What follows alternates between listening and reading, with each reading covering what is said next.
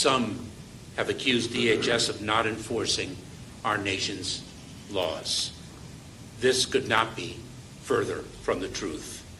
Having begun my public service career as a federal prosecutor for 12 years, ultimately serving as the United States Attorney, there is nothing I take more seriously than our responsibility to uphold the law. And the men and women of DHS are working around the clock to do so.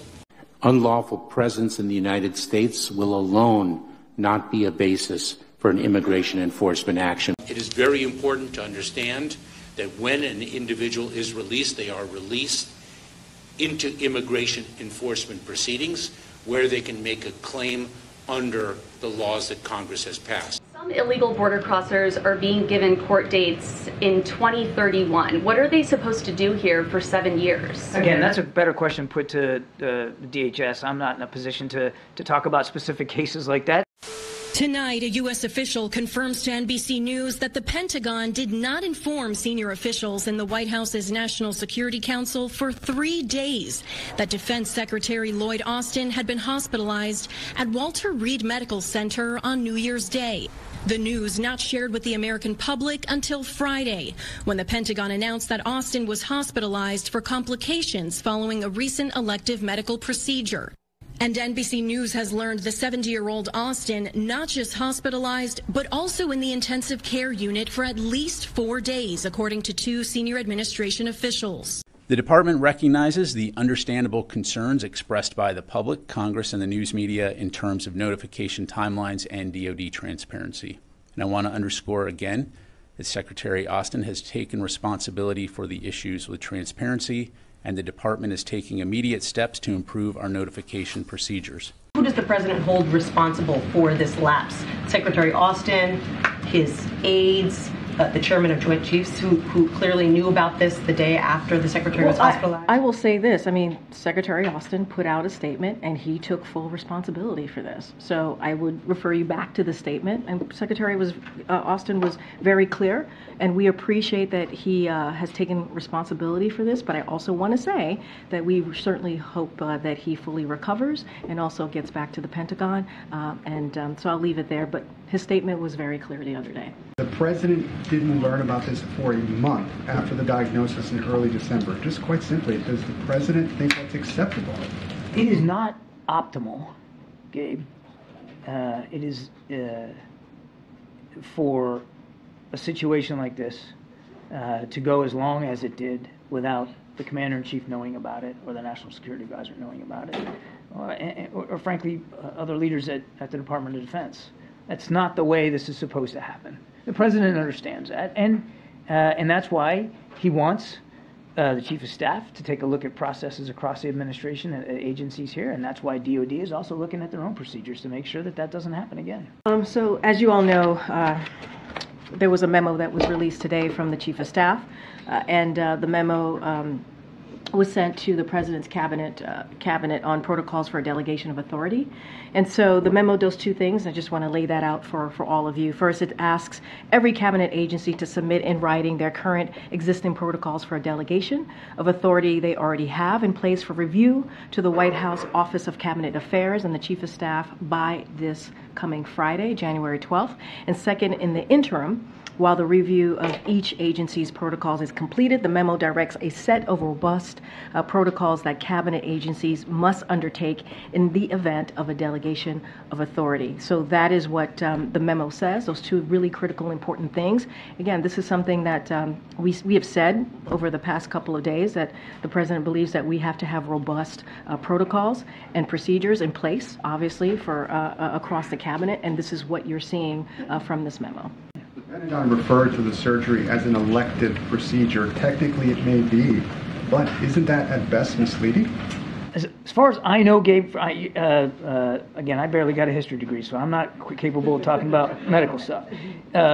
But as far as I know, that phrase elective medical procedure came in the statement by the two doctors at Walter Reed. That wasn't a Pentagon assessment.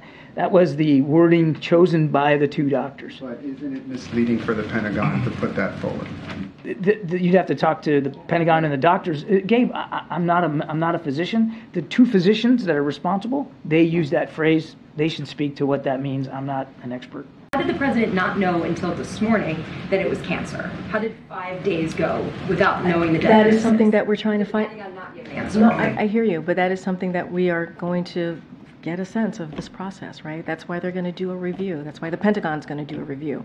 That's why the Chief of Staff put out a memo to to the cabinets on protocols here to get a sense of how they've been moving with this process and how we're going to continue to move forward. We do not want this to happen again, obviously, but we're going to get a better sense once the Pentagon does the 30-day review to see how this occurred. Obviously, this is not something we want to see. More broadly, why should we believe anything that this administration tells us about anything ever again? I think we all recognize, and I think the Pentagon has been very, very honest with themselves about the challenge to credibility by what has transpired here and by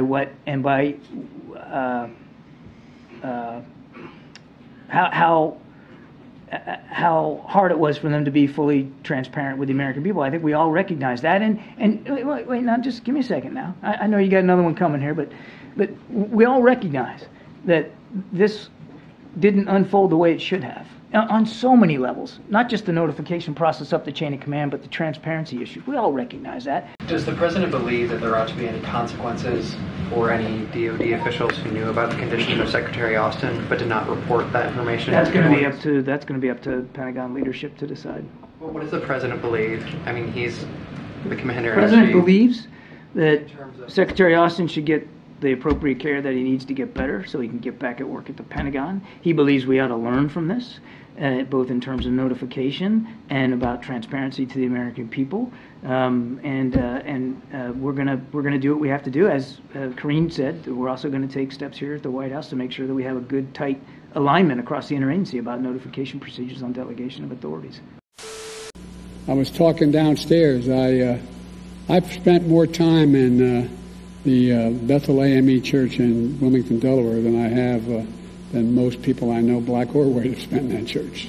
Because that's why I started No, I'm serious. I started a civil rights movement. More than once, advisors had gently reminded Mr. Biden of the problem with this formulation.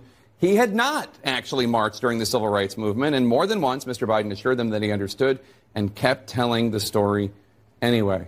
That is really, really weird. After the historic movement for justice in the summer of 2020,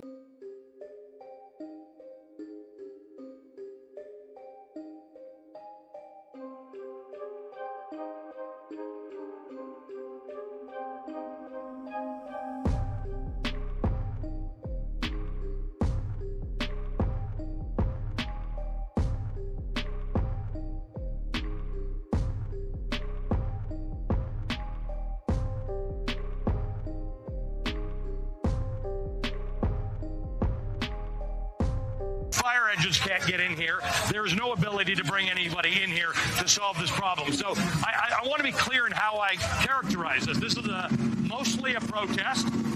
It is not generally speaking unruly. You're seeing behind me is one of multiple locations that have been burning in Kenosha, Wisconsin over the course of the night, a second night. I'm keeping my commitment to you.